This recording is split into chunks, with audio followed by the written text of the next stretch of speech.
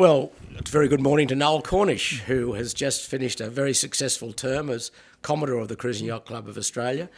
Noel, it's been a tumultuous 2 years, really. The overarching factor was COVID, of course. How do you reflect now on your term and looking back on what you've achieved? Well, Peter, it certainly was a very challenging time for the club. And when you did this interview, when I came into the Commodore's role, COVID had hit. And as you might recall, Meg and I were very early adopters of COVID. And we did our share in closing down the club at one stage. And it was just not a great space to be. I think at that point in time, the overwhelming issue was we were sailing in uncharted waters. COVID had hit, it had gone global, and we didn't know if it was going to be here for 6 months, for 18 months, or for 3 years. So we just had to do what we needed to do in order to ensure the club came through in a strong position. So yeah, we had a lot of challenges, but we came out the other end in summary, and the club was still in a very strong position as we came through. So all in all, it was a difficult but a very satisfying period for my time as Commodore. And looking back now, I mean, would you say enjoyable? Yeah. Well, look, yes. It's such a privilege to be Commodore. And the enjoyment comes from making the contribution when it's needed. So I reflected to you when I became Commodore, we had some challenges, and I put them into 3 buckets. One was to try and do as much sailing as possible. The second one was to stay connected to our members. And the third one was to make sure we had good financial management during whatever time it was going to be. With respect to the sailing, the absolute low was the cancellation of the 2020 76 Rolex Sydney Hobart yacht race. It's actually still painful to think about that, to be frank with you. We'd had this wonderful experience, of running this race for 75 years, and COVID just changed so much in our lives that we just took for granted. So we were turning ourselves inside out to get that race away, and it was 6 days and 20 hours before the race that we actually had to cancel it. And that was when Tasmania just decided at that point in time it was important for them to shut the border, and there was just no other option for us to be able to get to Tasmania. I should tell you, we thought about some, could we sail down, go through the finish line, turn around and come back?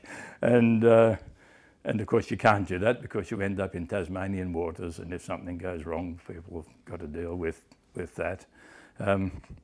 We even thought about things like doing a round Lord Howe Island race in order to have an event at the time, but there was just so many issues associated with COVID and looking after the health of everybody. And let me say, all the way through this, the highest priority was the health of our members and the health of our competitors and volunteers and staff. That pervaded everything we did to try and get through. We also cancelled 2 Sydney Gold Coast races, and which was not good. And we had a very truncated blue water sailing program. So that first year, from a sailing viewpoint, was really disappointing, despite how hard everybody worked to try and to get as much in as possible.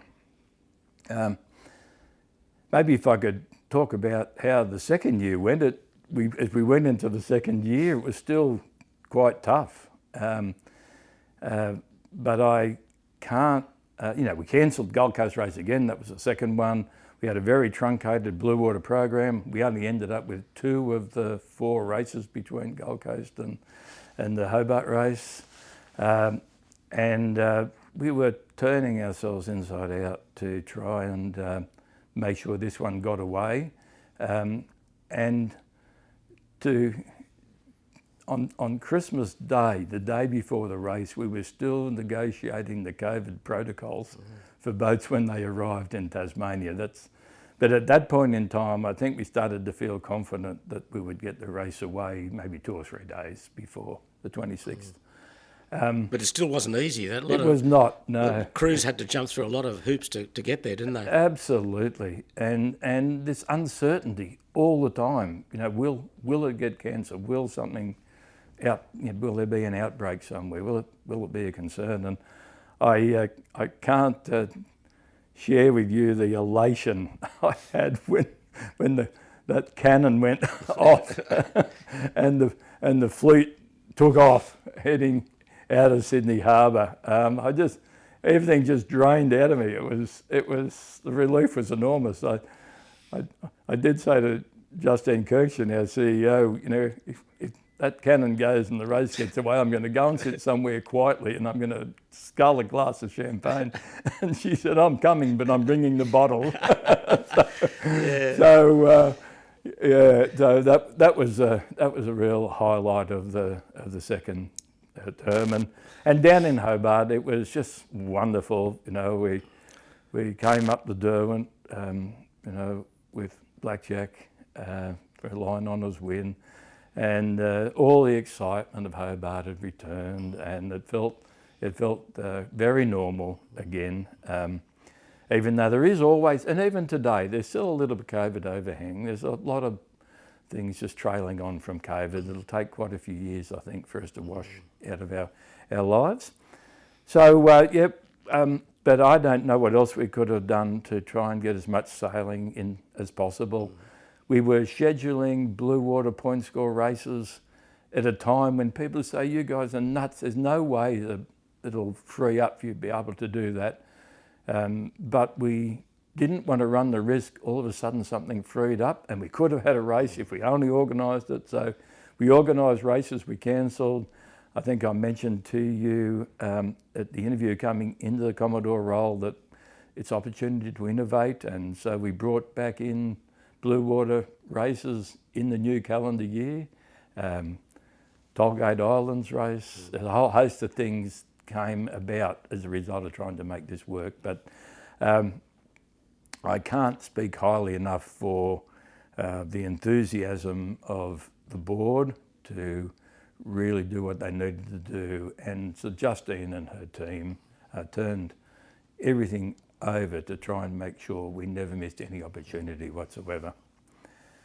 The second part of the time was trying to stay connected to our members in a period where we had multiple closures of the club, and we also had restrictions due to social distancing, so we could get people into the club. If you remember, there were times you could come in the club and you couldn't move around. You had to stand where you were in the bar, and you couldn't go and say hello to anybody, and other than the group you walked in with. And but we just did our best to, every opportunity we had to get people, our members, into the club, then we worked to make that happen. We also stayed connected through social media and through the club site, where we could, associates ran trivia, which worked really well, despite people being at home. But the blonde catering put on cuisine, cooking courses, that these interviews that you're doing were, a great interest, to people who were looking for ways to try and get something, connection with their sport of sailing. And I was really concerned that we would come out of COVID with, a big reduction in members, because fees were not, that's not an insignificant amount of money, a membership fee each year. And but people were not able to use the club. And so I thought, boy, if we could end up with 80% of the members still connected to the club through membership as we come out of COVID, that probably wouldn't be a bad result.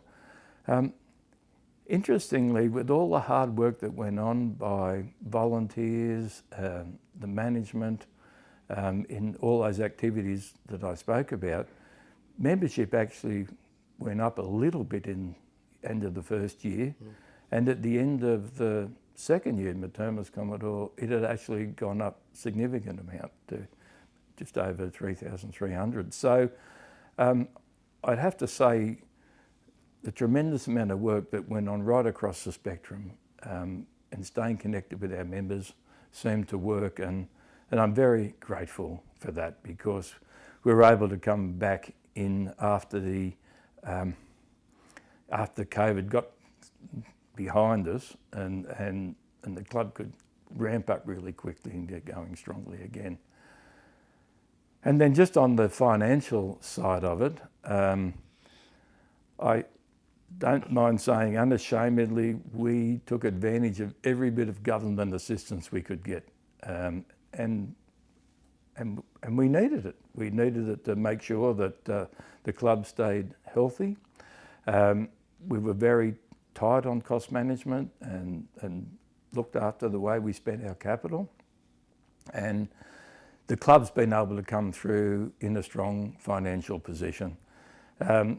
Whilst I say we managed things tightly, we also didn't let anything deteriorate at the same time. So when we were able to get COVID behind us and people came back to the club, it looked just as fresh as it did when they left. And we did invest in some things like upgrading the crane and safety rails on the hard stand, and kept the marina maintenance up strongly. So the club hasn't got a bow wave of maintenance or capital in front of it as we came out of COVID, but it's in a strong position. We were able to meet all our debt obligations, repayments and whatnot right through the COVID period, and in a strong position now going forward. So all in all, it was not the Commodore 2 years that I expected it would be, but let me say, you do appreciate things a lot more when they've been taken away from you. And so this last 6 months, I've been able to cram 2 years of the great things of being Commodore into the last 6 months. And we've been out, I've done some blue water races on people's boats. I've been out with the classic yachts, and sailing a lot more myself. The club is in full flight. I think the last trivia night, I can't remember what the number was, it was 60 or 70 people at the last trivia night. We had the Hall of Fame dinner, got away, and you've almost got to start those events 2 hours before the scheduled time, because people are coming together and they just want to chat. We had the International Women's Breakfast came through, but I'd have to say, look, I'm not a big sort of social person really, and I'm certainly not a big dancer. But let me tell you, the Commodore's ball was awesome for those people that were at it. It was packed. Everybody was just so excited to get glammed up and come and get together with everybody. And the Commodore's ball, off the water, the Commodore's ball was a real highlight. It was a fantastic time. Well, I think the other thing too, Noel, is that everyone realised what a difficult time it was for the world, really. And I think I could say that the sponsors, primarily Rolex, stuck by the club and understood the pressures that the club was going through. And I think that was a big tick for you all. I mean, Rolex, 20 years this year as the sponsor of the Hobart race. I mean, they're still here, aren't they? They are, and look, I can't speak highly enough of that relationship with Rolex, Peter. We were talking to Geneva at least once every week for months as we went through this, because we felt like they had to be on the journey with us. So when we ended up having to make a decision that they were not needing to be fully briefed, and so they could keep their organisation up to speed. they just had a great confidence in the decisions that we were making and why we were making them. And they said that we're very much going to leave it to you. And they were very supportive, very understanding. And if anything, what often happens in these times of trouble, relationships can build and become stronger. And despite everybody being really disappointed about that cancelled 76 race, it made the 2021 race very special. And Rolex was there and thoroughly enjoying it.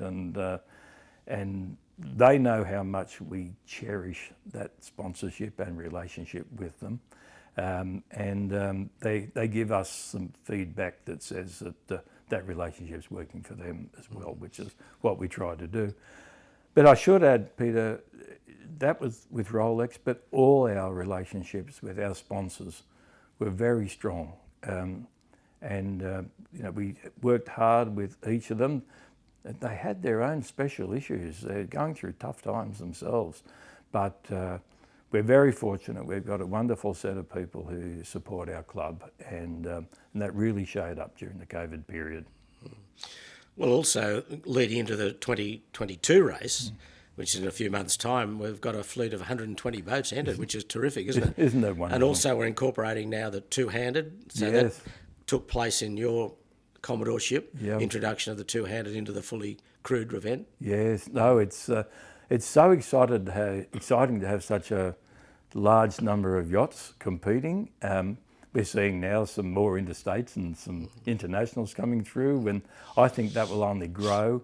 The two-handed aspect of all our racing now has really taken off, and if ever there was an enthusiastic group of sailors, it's the two-handeds, and I think we'll see two-handed racing, continue to go from strength to strength in our races, and I think the clubs are better for it. Well, I think one of the features is, and you knock around the club a fair bit, is that a lot of the fully crewed boats are finding it difficult to get crews, and a lot of it being not forced into, but having a go at the two-handed racing.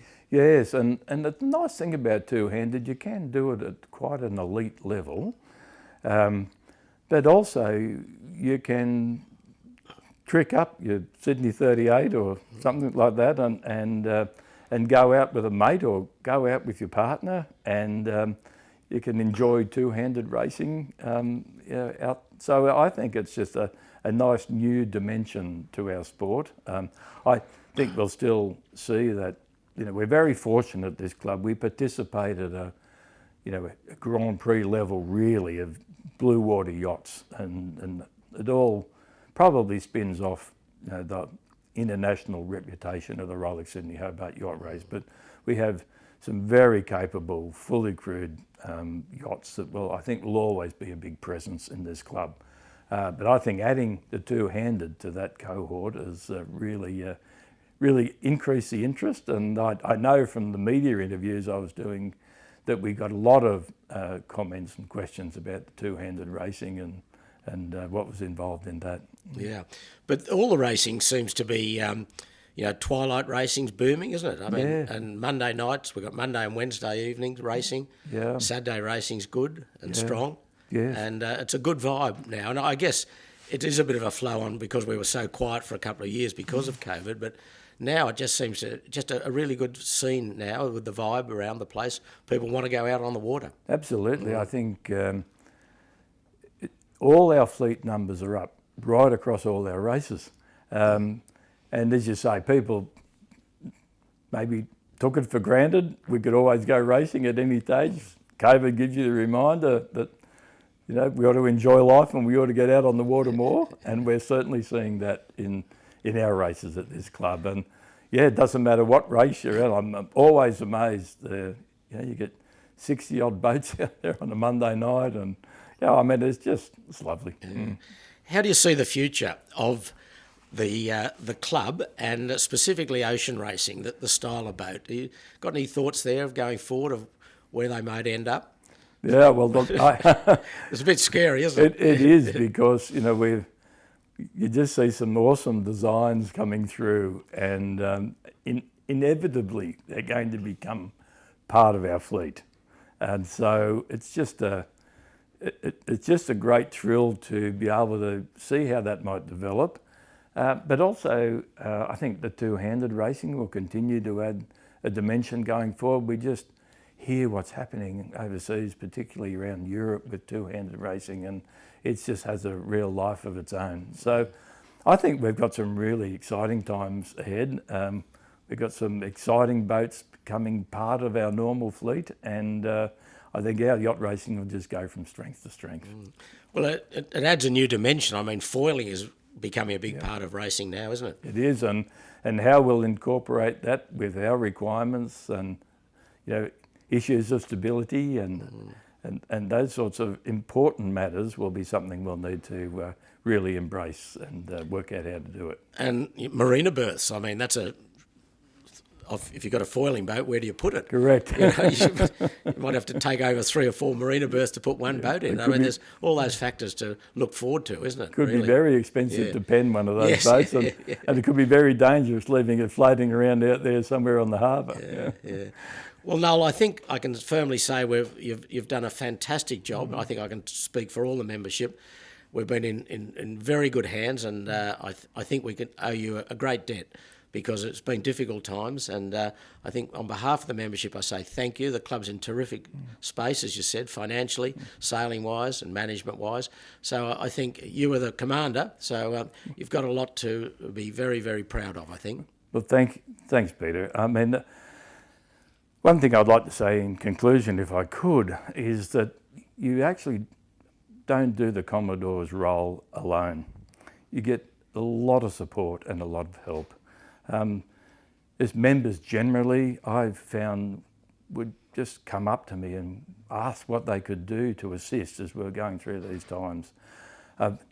Very, very fortunate with the management team under Justine. So I chaired sailing committee for 6 years while Justine was the sailing manager, and so she and I had a good working relationship when she moved into the CEO role and I moved into the Commodore's role. So I'm very grateful for her professionalism and her knowledge of the sport, and she's put together a very strong team which really held us in great stead as we went through COVID. I'd also like to say that I got a lot of help from past Commodores and life members, and it was wonderful, the guidance and the wisdom that cohort of people were able to bring to my term as Commodore Ship, and I'm very grateful for that. So if I could just thank the members for the wonderful privilege of being the Commodore of our club. Much appreciated. Well, congratulations, a job well done. Thank you, Peter.